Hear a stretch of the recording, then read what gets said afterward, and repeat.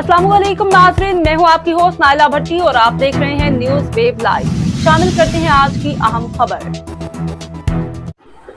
थाना कसोवाल की हदूद इकबाल नगर में 4 अफराद ने मिलकर एक अकेली औरत को तशद्दुद का निशाना बना डाला। तफसीलात के मुताबिक थाना कसोवाल की हदूद अड्डा इकबाल नगर में जेलू बीबी जोजा खिची, सनिया जोजा नामालूम, सोनिया जोजा सिद्धू, बिलाल बख्श बशीर ने मिलकर एक अकेली औरत नसरीन बीबी जोजा मोहम्मद इमरान को तशद्दुद का निशाना बना डाला।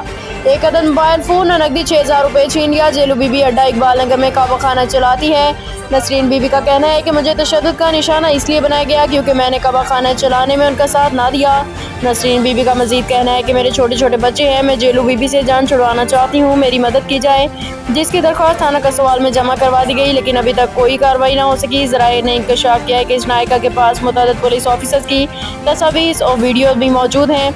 आला हुकाम को चाहिए कि मामला का नोटिस लेकर ख़वातीन तहफ़्फ़ुज़ एक्ट के तहत कार्रवाई करवाएं।